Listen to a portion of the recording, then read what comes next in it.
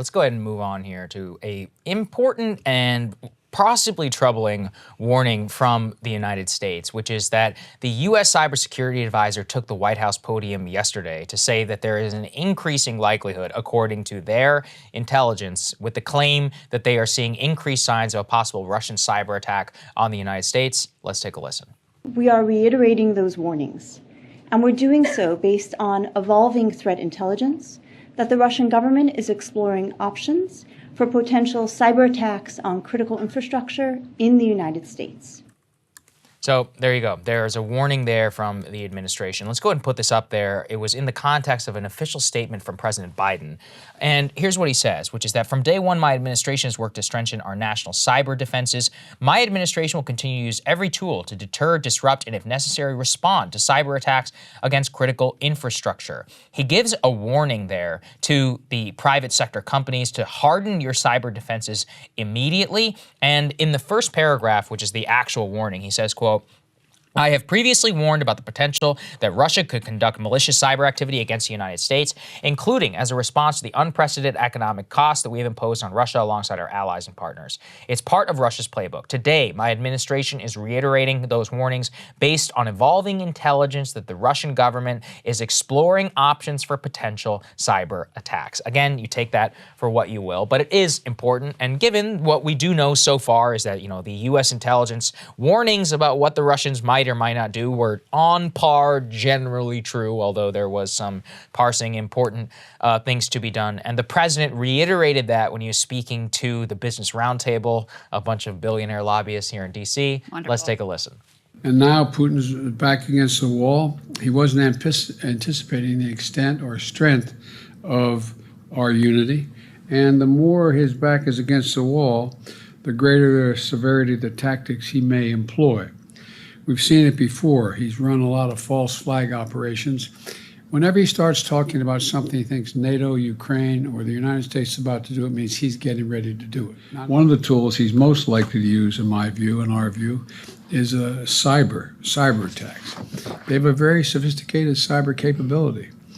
I've had, as they say in southern Delaware, where they are very religious, we've had an altar call, he and I, on this issue. We've had a long conversation about if he uses it, what would be the consequence. But the point is that he has a capability. He hasn't used it yet. And but it's part of his playbook. And I've warned about the potential for Russian conduct to malicious cyber activity. So there was the warning from President Biden, Krystal. Actually, we didn't have that within there just because, let's just say the president rambles, and it's hard enough in order to cut it correctly. He actually confirmed something we talked about yesterday, that Russia had used that hypersonic missile in Ukraine. Here's what he said, quote, as you all know, it's a consequential weapon. It's almost impossible to stop it. There is a reason they're using it, essentially confirming that it was a strategic warning against NATO. Yeah. By the way, I did misspeak. It's not faster than ICBM, but it's faster than a typical cruise missile. So I apologize to all the military geeks who got very upset at me. Okay. Also, it does not go a mile a minute. It goes a mile a second. So if you guys are all happy, yes, we've eaten Dark Crow. Listen, if we, the amount that we speak on this program, sometimes we're going to mangle our words. You tried doing it That's just 2 hours a day. Okay. Anyway. All right. So a couple things that I think are noteworthy here. First of all, I tried to do some investigation into exactly what the cyber attack capabilities of the Russian government are. Of course, no one knows exactly, but it has been surprising that there haven't been cyber attacks really significantly to date. Right. Because this is something that we've been expecting for a while, especially given how quickly we ramped up escalations in terms of our economic warfare. And we do know that following Russia's 2014 annexation of Crimea, there were a pair of attacks in 2015 and 2016 that took out power in parts of Ukraine, albeit it was a relatively small scale. And then we've also seen the things that Russian-aligned hackers have done, the sort of ransomware where you freeze somebody's system and then you demand some payment in Bitcoin or whatever. So we've seen those sorts of things from Russian Kremlin-aligned hackers. So those are the sorts of things that may be possible and potentially beyond that. The other thing that I thought was noteworthy in both his comments and the White House statement is he made sure to point out most of America's critical infrastructure is owned and operated by the private sector. Yep. And critical infrastructure owners and operators must accelerate efforts to lock their digital doors. This is actually a major issue, and you all are probably familiar with it as consumers. How many times have you gotten messages from this or that company that your data has been compromised? Because our legal system really doesn't penalize companies significantly for not having adequate cybersecurity in place. So we've created, this is yet another sort of like vulnerability that has been created by deregulation and privatization. Number one, basically what the government can do here is ask private business owners, like, please do your best because we're vulnerable right now.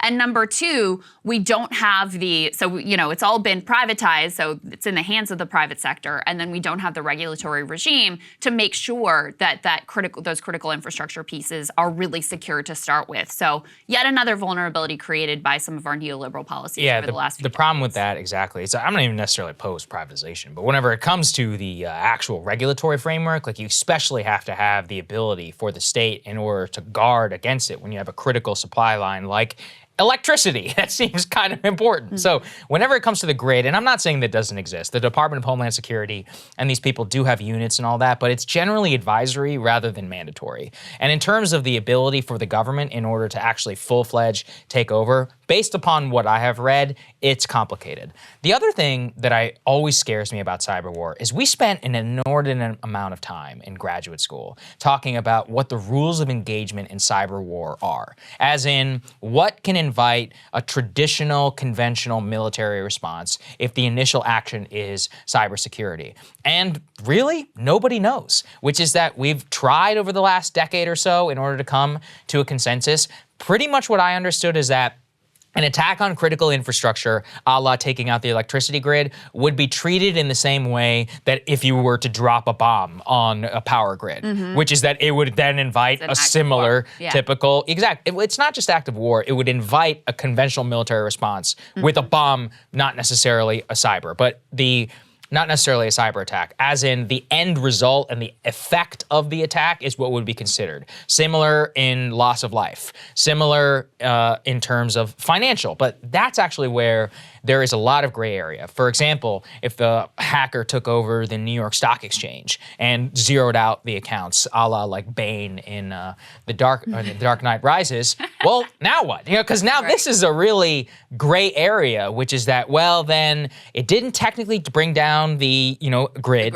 It didn't have a tangible, outright, real-world effect in terms of electricity, but it was obviously an act of financial warfare against the United States. And I'm giving you the most extreme example, but that's also something that really could happen in terms of banks' inability to process transactions. Obviously, the Russians are going to get very pissed at Visa and MasterCard and the other processors, which process like 80-something% of payments. I mean, is that an act of warfare? These are where things get more gray and become a lot more sketchy in terms of what exactly we can do about it. I mean, it reminds me of the little debate we had during Build Back Better of like, what is infrastructure? Oh, that's a good point. Because there's certain things that it's really clear, right? Like roads, bridges, the electric grid, like these things are critical infrastructure. Okay, what about our communication system? Yeah, right. What about telecoms? What about social media platforms, which is where, a lot of us communicate, and that's sort of like the modern day public square. What about that? So it's very hard to draw a clear line of where critical infrastructure begins and ends. And anytime you have those gray areas in war, it invites people like Liz Cheney, Adam Kinzinger, Alexander Vindman, and all these people who have really prominent platforms who have been looking to push us to do more and to escalate and to invite World War II.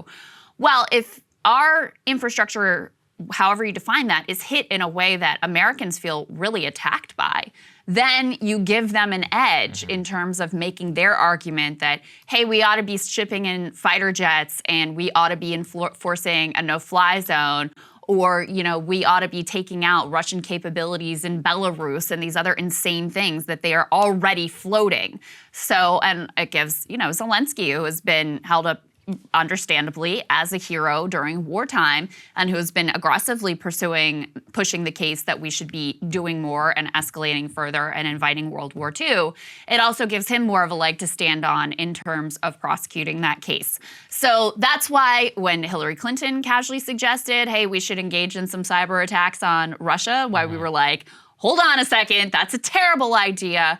But that same response could be invited from our side if Russia engages in those types of attacks against us. Yeah. So something to be very, very wary of. 100%. And this is all just, this is why this era was why we spent a lot of time on it when I was in school, because the gray area is exactly where miscalculation happens and war can escalate. And unfortunately, we may find ourselves in that area. So let's all just, keep an eye on what's happening. And also, looking at the exact definitions that the Biden administration has used. Yeah. Here they use attack. That's good. And now whenever they start to use war and other things, that can invite conventional military response, and that's when we should all start having the debate and really trying to parse exactly how the government is thinking about it. Yeah, indeed.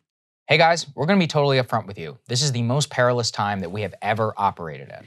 It is so difficult just to try to sort through the news, but even more importantly, to bring you accurate information as this wave of lockdown and censorship spreads across the nation. Yeah, look, if you can become a premium subscriber today at breakingpoints.com, you're going to help us build out a vibrant, independent media ecosystem which is free of mainstream pressure. We can't tell you how important that is at a time like this. Yep, that's right. Go to breakingpoints.com to subscribe. We love you guys and we appreciate you so much.